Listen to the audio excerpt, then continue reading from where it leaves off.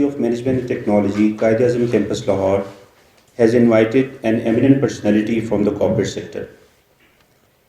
Honorable Chief Guest, Mr. Nurul Huda Ashraf, Chief Financial Officer, CCL Pharmaceutical Private Limited, Mr. Muhammad Azim Naz, Director, UMT Quaid-e-Azam Campus, and dedicated faculty members. I, Muhammad Bilal Ashraf, Assistant Manager Career Services, welcome you all in today's session on professional development and personal grooming. The session will be conducted by Mr. Nurul Huda Ashraf, Chief Financial Officer at CCL Pharmaceutical Private Limited. We will start our session by recitation of Holy Quran. I will please listen to the holy verses of Holy Quran.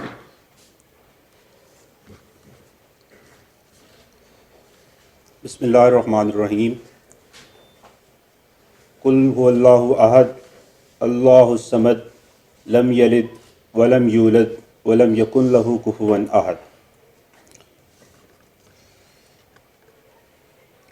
Dear students, before inviting our worthy guest speaker on the dais, I would like to give a brief introduction of Sir Nurul Huda Ashraf. Mr. Nurul Huda Ashraf is a senior finance professional with 24 years of experience in feasibility studies and new business initiatives, strategic planning and monitoring, financial management and planning, corporate accounting and compliance.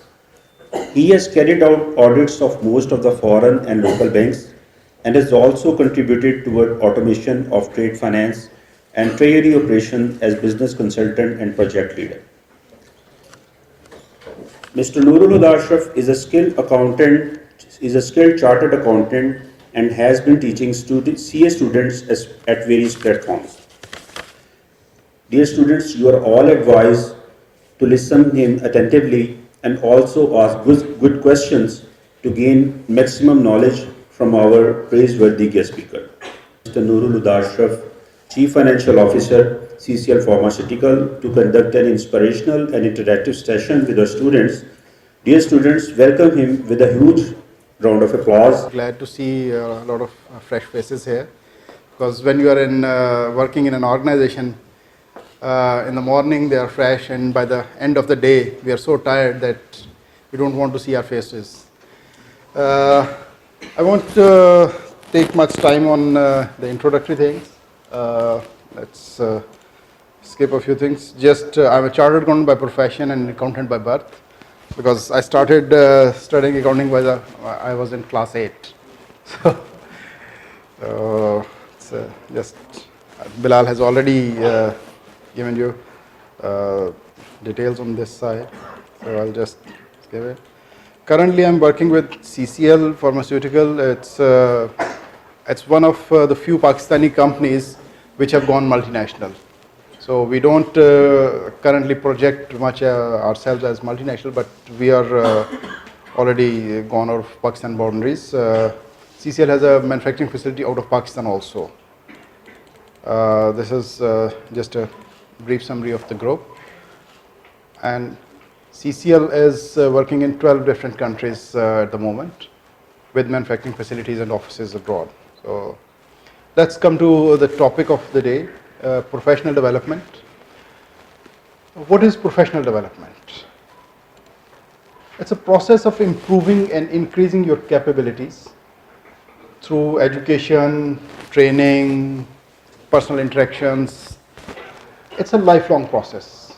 It's kind of a never-ending story. We are still learning. You will keep on learning, because that is something which we have to. The world is now very dynamic. Things change every day. If you move into some technological industries, things change every hour. If you are into maybe some of you becomes bankers, investment bankers, it comes down to minutes. So you have to keep yourself constantly improving and developing. So that's something which probably an education institution can guide you but cannot give you. So they are guiding you, they are telling you what you need to do, but this is something which you have to do on your own. Education you learn, professional skills you learn, but then there are certain skills which you can only develop over time with practice, with listening, with looking at other things. When we hire somebody, we look at not just the education, but their skills, what they can do for us. Education, if you go across different institutions, there will be gaps, plus and minus, but baseline education is granted.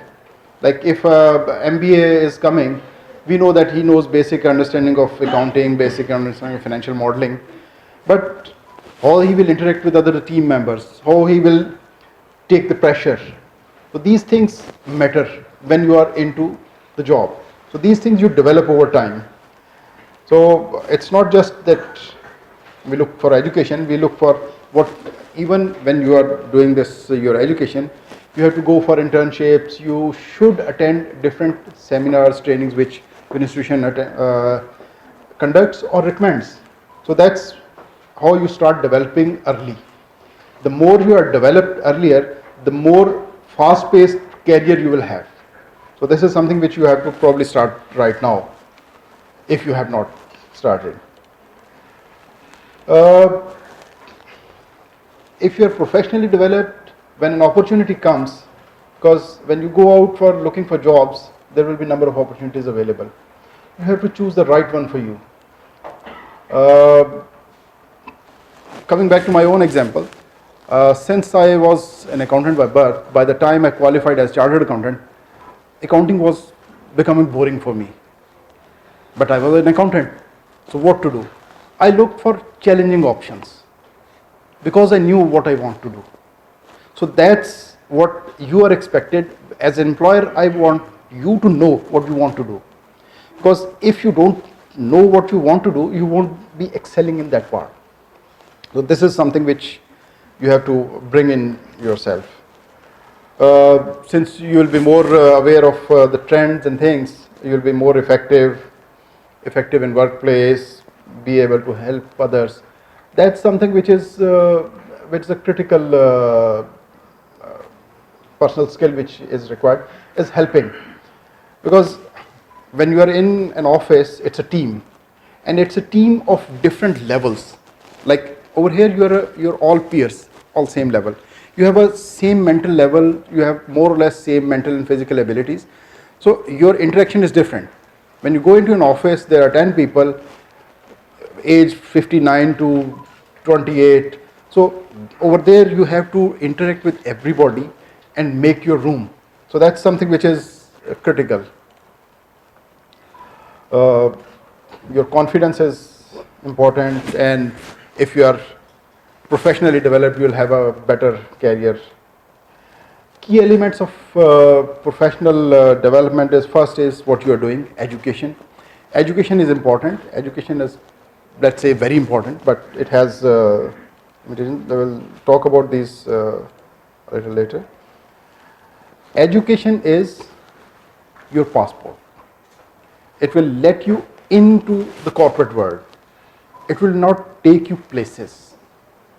So the better education will give you a better starting point, but where you will end up after 10 years, 20 years, 30 years depends on other things. So education is passport. Your passport should be good. Like a lot of people try to get passport from America, US, Canada. Why? That passport helps you get into places. So a good education, good degree will help you enter into these good places, a starting point. It will land you an interview, but will you succeed is not dependent on your education. It depends on what you have been learning during this process. Education, degree is something which is a piece of paper. If you come to me with an MBA degree, fine, it's an MBA, but what you have learned? Do you know what is financial modeling? Do you know how stock market works? Do you know how stocks are valued? So depending on which job we are profiling you, so we'll like to know what you can do. And we don't want to force people to do something. We want people to come up with an intention that they can do and they want to do. Because unless your heart is there, you won't be able to do good for the company and for yourself. Learning never ends. Education can stop. I always recommend my staff to keep improving their qualifications because they learn new things, but it's the learning which continues. If I'm a chartered accountant, if I take a couple of more degrees, it won't much help as a qualification, but it may give you more knowledge.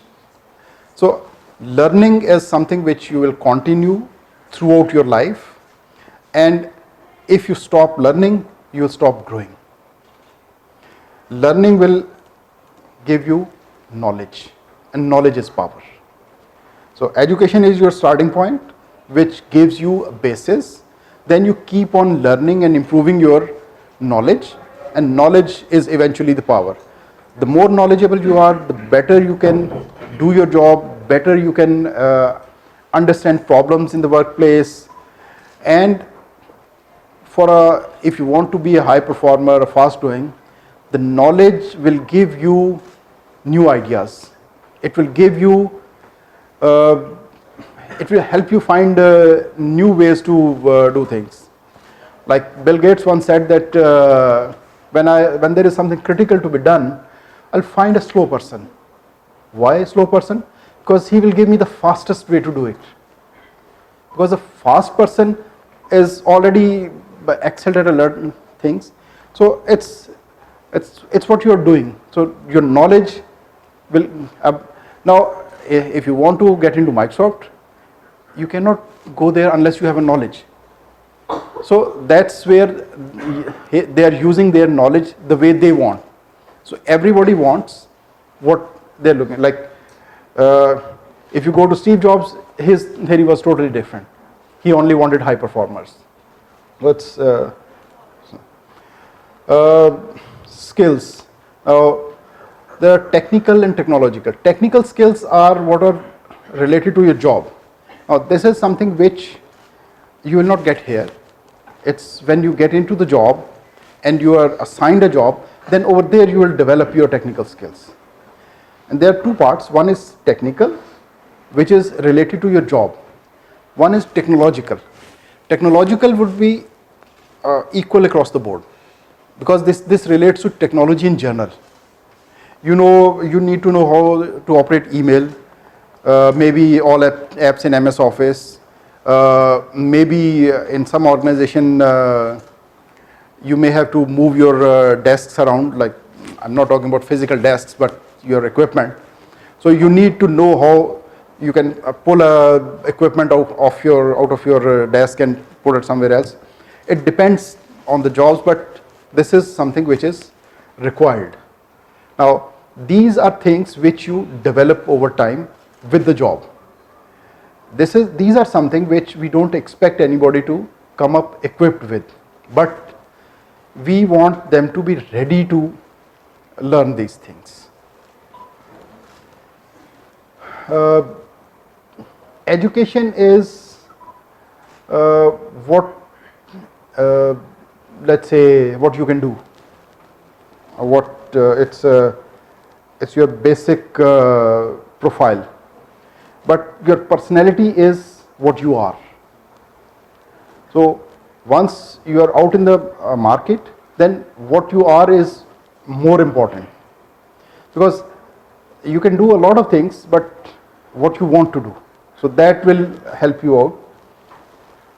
In personal development, it's actually how you carry yourself, basically, how you learn things, how you interact with other people, how you assess your abilities, how you assess your shortcomings.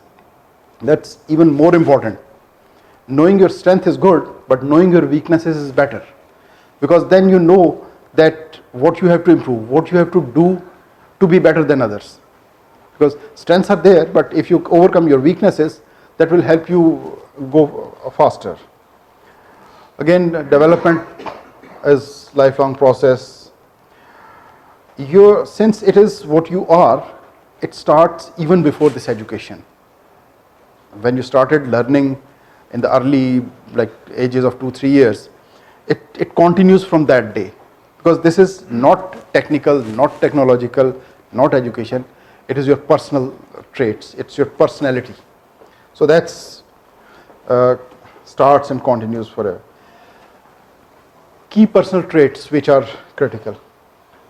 This is something which we want, and unless we find that somebody has this integrity, we won't even look at hiring. Why? Because once you move out into the practical world, it's all about money. Organizations are working for money, and if there is a lack on this side, organization is exposing itself to disasters. So as Warren Buffett once said that education should be good, professional skills should be good, integrity should be good. If the person does not possess required level of integrity, don't look at other things. Soft skills, as I said earlier, that education is your starting point. Your professional and technical skills you will learn with the job. Soft skills, there are a lot of things which come with your personality. As earlier mentioned, that they are kind of starting in the early days of your childhood development. So the better soft skills you have, the quicker progressions you will get, the better interaction with superiors, your colleagues you will have, and you will be able to move quickly. You will have a more rewarding career. Because you will be an asset, you will be helping. Now there is a long list of soft skills.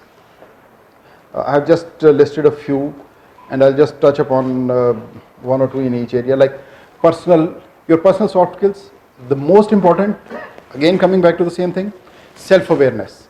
You should know what your strengths are, you should know what your weaknesses are, and you should know how to exploit both. Not necessarily a weakness is your weakness.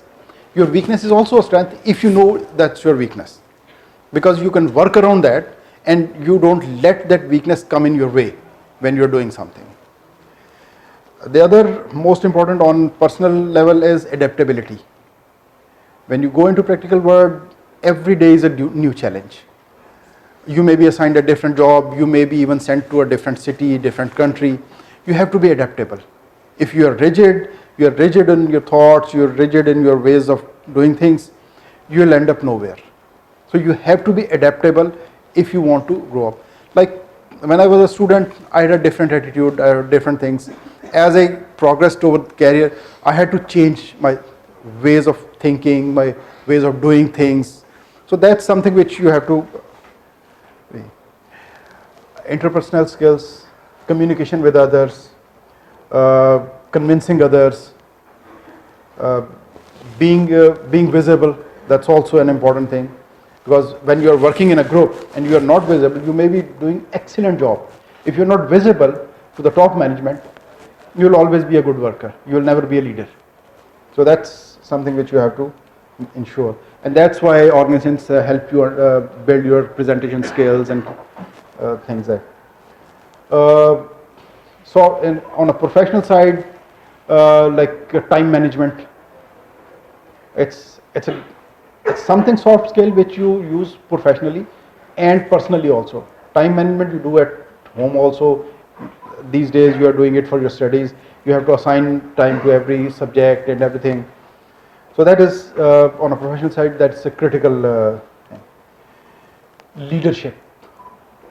Again, this is something which will take you to the next levels. Unless you have leadership skills, building a team, being able to take everybody along. That person may be a very slow person like me, a sharp person like you, but you have to take everybody along. You have to use their skills and you have to work around their weaknesses. There are always a few members in your team who are weak. You cannot kick them out because they are required for certain skills. So you have to work around there. So that's the leadership skills define you, your movement to next levels. Once you normally people start as officer level, like becomes executive and then manager career. When we start considering people for managerial career, work is secondary. First is your leadership skills. Can you manage a team? Can you build a team? Can you work under stress? Can you carry everybody along? How is your interpersonal skills? So these things matter when you are growing into middle management and above. So they becomes more critical. Creativity. Creativity is not just building new things or designing something new. Creativity is finding new ways. Like I said, that Bill Gates says that I want a slow person to do a tough job, because he will bring out his creativity and he will find a very simple and fast way to do things. So creativity is a skill which, of course, Steve Jobs had a creativity to develop things, and somebody here found out that this layout of classroom is better. So this was also creativity, because initially there used to be flat. So these are things which, now this has improved educational learning experience. So anything which improves things is creativity. So not necessarily building or developing new things. Communication, presentation skills, the way you talk to others, the way things happen around you, this is all part of your development. And once you move into teams, if you are working in a silo, that's okay, but once you move into teams, communication is very critical. Why? Because unless I can communicate my message across to you, you won't understand, you won't be able to help me. If you won't help me, I will not succeed. So communication is critical, be it presentation, be it delivering a lecture, or just talking to your colleagues, or just convincing them to do something. Influencing, so convincing takes us to influencing, that you should have skills to influence others to help you. You should have skills to motivate others to do, not only do their job, but also to support you, because everything is connected. You need support from peers, superiors, juniors, others. So you should have these skills where you can convince them, you motivate them, convince them to work with you. So that is influencing. It can also be in negotiations. You are sent to buy something. So now you have to influence the seller to give you the lowest price or the better terms. So it's all part of the influencing experience. Next is how you carry yourself, personal grooming. In early days, it works. You can wear jeans, you can wear t-shirts, you can wear. But as you grow in your career, the way you look matters. Starts from your, like, why schools insist on uniforms and very tidy hair and everything? Because you should look good. So this thing matters when you move up. Not just in office, when you're talking to your customers, or even at times to the vendors, these things matter. If you're not looking best of you, they will not rate you high. If they don't rate you high, they will not give you that attention, which actually means you will miss the opportunity. So you have to be looking best of you almost all the time, not necessarily a suit and tie. It depends on the occasion and the industry you are working in. If you go to Honda plant, from chief executive up to office boy, everybody is wearing a white downry. That's your uniform. So it's where you are working, what you are working, but it has to be spotless, it has to be clean. So reinvent yourself as you grow with the career and with occasions. If I wear a suit and go to Nathia Gali and try to sit on a horse, I'll look like a fool. But if I'm wearing jeans and joggers, and go and try to convince World Bank to give a $10 million loan for the company, they will not consider me. Just an example, I used to work with an entrepreneur. He was a young chap, I was slightly older than him. And being chartered accountant, we were told all these things when we were studying. Now, that gentleman was just out of college like you, but since he had family wealth, so he was the owner. He used to wear same jeans and shirts.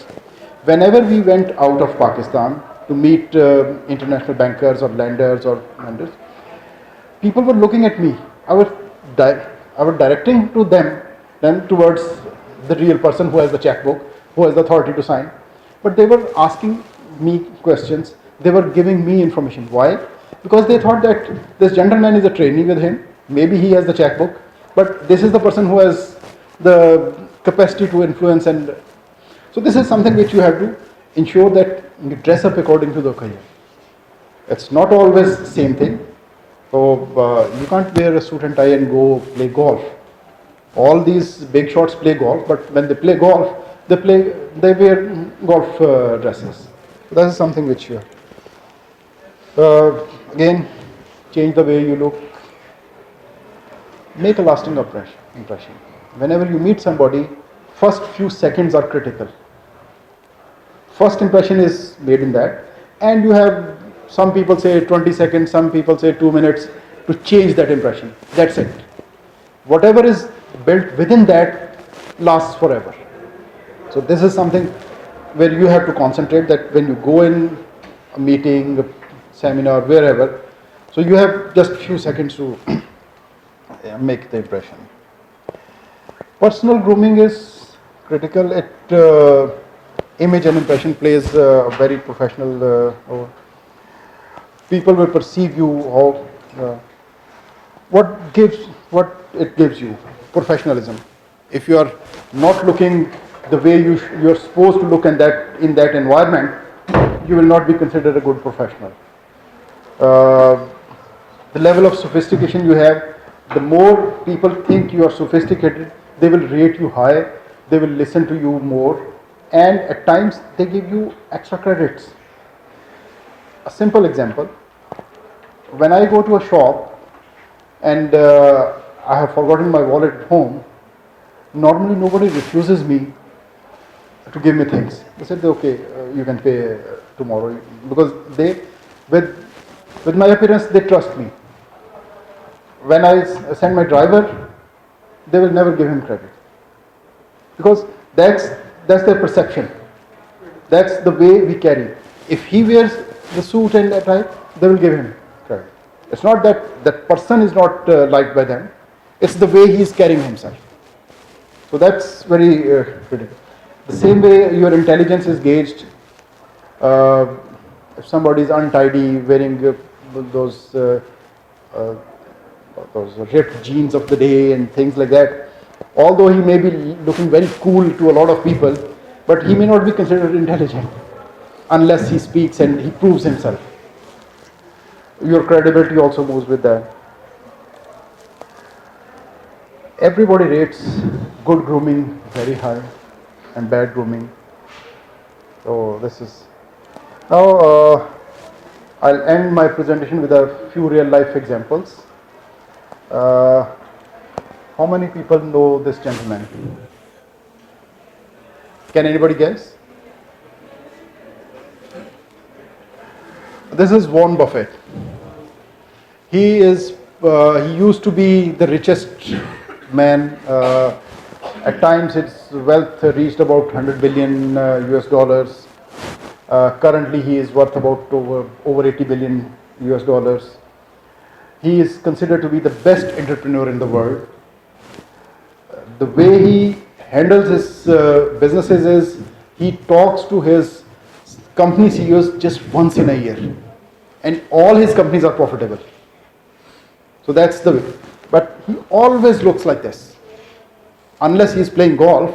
But elsewhere, wherever you see him, he will be just the same, suit, tie, and very nicely dressed. He's a very well educated, he's not a college dropout like Bill Gates, Steve Jobs, and others. He has, I think, multiple master's degrees also. And he is one of the best investors in the world. Wherever he invests, everybody goes to invest there because they know that this is a gold mine. But this is his statement. This is his personal statement. He always looks like this. But this is one way. Probably a lot of people would know him. Now, this gentleman moves with the tide. This is kind of his best. He's now old like me, so that's why he's not looking that nice to you, but that's his suit statement. When it's a casual presentation or a talk show, he's not wearing tie.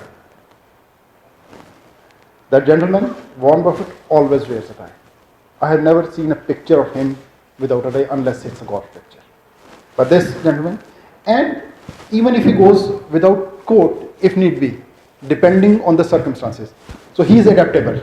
He changes with things. So he is also successful. Currently he has more wealth than Warren Buffett. So it's not just your appearance will get you everything, but that's your statement. Now everybody knows that this is. And then, since the Apple is behind him and he's holding an iPhone, nobody has to tell who he is. But this was his personal statement. Always a turtleneck, full sleeve shirt. Now, he could afford this because he was very successful. If he wanted to get a job in a multinational, he would be thrown out.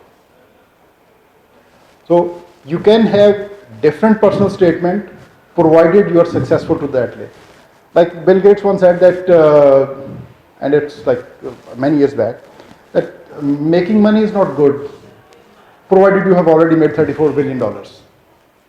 So unless you are successful, you may not be able to do what you want to do. So this is, and how many people know him? Because he is your generation. So nobody knew Warren Buffett, who is the richest man, but you know, and this is his personal statement. Now, this is his normal personal statement. He is not Steve Jobs. He has more successful career than Steve Jobs currently, but he also changes. Normal turtleneck, but half sleeves. If it's winters, he will wear a hoodie, just like you people. Because again, but when he is speaking at a big forum or something like that, he will be dressed according to the occasion.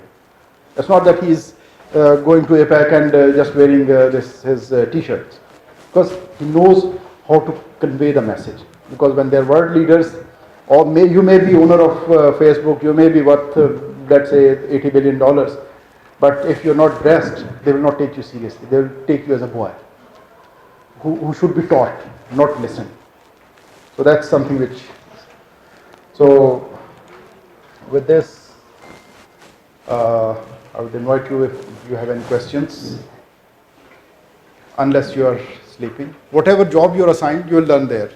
Technological, you are an internet generation person, so we expect you to know about computers, software, everything. If you go in for a job and you don't know how to prepare a spreadsheet in Excel, we will not rate you very good. But personal skills, there are a few things which can be gauged and are gauged upfront, which is your confidence and your appearance. But the rest of the things come out over the time. So when you go in, your confidence, your personal appearance, your technological skills and education, these four things will you give a start. Your education is your passport. If you have a weak passport like Pakistan, you need to get a visa for every country. So first, you need to ensure a decent GPA if you want to start in a big firm. Now, not everybody will get a job in a multinational bank or a big local corporate. So if you have a lower GPA, you will end up a job in a smaller organization. Then you will prove yourself. Like, let's say you go into sales. You go into a small pharma company. You are doing excellent sales. Then we will notice you. They'll say that, okay, this gentleman has lagged in education, but he's a very good salesman. Let's pick him up. So you will take some time to reach that level. If you have a good GPA, we might have taken up you upfront. So that's the starting point which you will miss. It may be a few months, it may be a few years, depending on how good you perform and how bad your education results were. There are a few things. One, you know which company you're applying for, so you should do your research, you do homework. Like if you're coming to CCL, you should know what products we are selling. It's all in the internet. So nothing that you have to, nothing confidential information. We don't expect you to know confidential information. Okay? If you know that, then that's in itself has a question mark. Then the job, what job you're applying for. If you're applying for an accountant, you should brush up your accounting skills. If you're applying for a sales, then look at what you were studying in the sales side. So the hirer, the interviewer person, will not ask you all questions about your 4 years. He will be looking at what education you had which is relevant to this job. So if you are going for accounting, you just pull up your accounting notes and see that. If you're going for a sales, just sales theories and sales models and all that. So yes, you have to recall, because we expect you to retain this knowledge, not just leave it here. It's not gauged from your interview. It's gauged from your reference checks and your working. Confidence, yes. When you walk in, the way you come in, talk to people, the way you answer, that defines your confidence. We don't want you to know everything which you have learned here, but debit credit, yes, everybody will know. Whosoever studied accounting, he knows that. But we'll present you simple scenarios, that if this is the scenario, what accounting entry you would pass. Not very complex, because we know that you are just out of college. Unless you have worked, let's say, 4 years in an organization, then we will ask you questions about what you have been doing. So depending if you are coming out of college, there will be simple scenarios. It will be more on soft side, because we know that if you have been awarded an MBA degree, you know something. So we'll be evaluating more on soft side, plus some basic scenarios, so that we know that okay, you have a degree, but you have some creativity in your mind, some thought process is there. Work as an entrepreneur in the real world. In the end, I would like to invite Mr. Muhammad Azim Naz, Director UNT Quaid-e-Azam Campus Lahore, to give concluding remarks and also present souvenir to our praiseworthy guest, Sir Nurul Huda Ashraf. Mr. Azim Naz, dear students, have a huge round of applause to Mr. Nurul Huda Ashraf that he has spared his time and has shared his valuable thoughts and knowledge with you guys. What I learned from this presentation, which has been presented by Mr. Nurul Huda Ashraf, there are three things, in fact, which complement each other. Probably I may not have that kind of sequence as Mr. Nurul Huda Ashraf has presented towards you, and that your appearance counts a lot, in fact.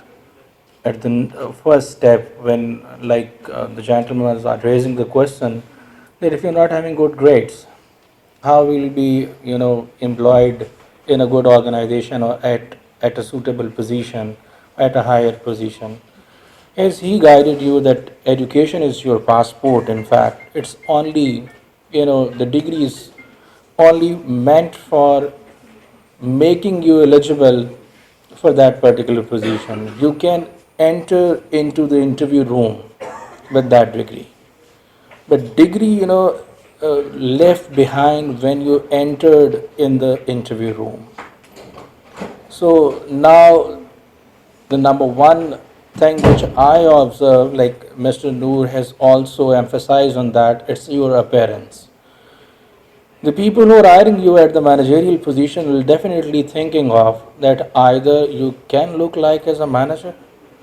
So if you cannot look like as a manager, no one or no organization will prefer you on others, the persons who can look like as managers.